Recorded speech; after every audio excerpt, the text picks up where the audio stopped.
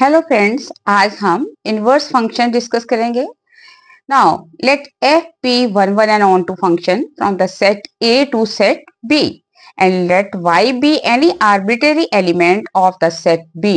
Now since f being on to, so there exists an element x belongs to A such that f of x is equal to y. Now f being 1 1, so this x is unique.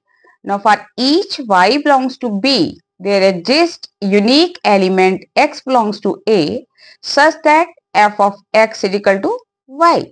So we may define a function denoted as f inverse b to a such that f inverse y is equal to x if and only if f of x is equal to y.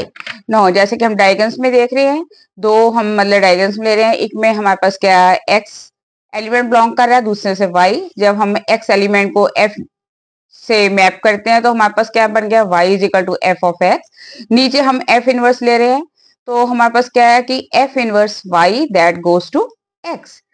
Now function f is invertible only if and only if it is 1 1 on to, so that implies only bijective functions have inverse function. Now domain of f inverse हमारे पास क्या होगा, range of f, and range of f inverse क्या होगा, domain of f. Now F inverse, फिर उसका हम inverse ले रहे हैं तो हम मतलब ओरिजिनल मैपिंग एफ पे आ रहे हैं।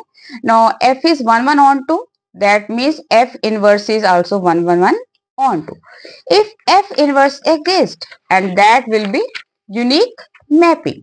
अब हम एग्जांपल लेते हैं कि f R डिफाइंड है, f of x equal to 4x plus 3।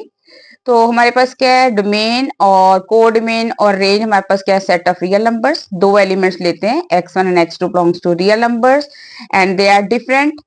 x1 is not equal to x2, 4 से मल्टीप्लाई करते हैं, 4x1 is not equal to 4 of x2, 3 add करते हैं, 4x1 plus 3 is not equal to 4x2 plus 3। That means f of x1 is not equal to f of x2, that means f is 1 1।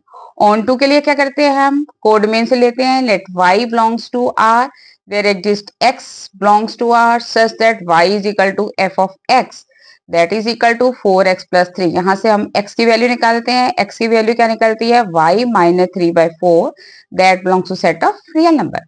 Now f of x that is equal to f of y minus 3/4 and that is equal to 4 into y minus 3/4 plus 3, that will equal to y minus 3 plus 3, 3 से 3 कसेगा, that is equal to y, that means f is onto.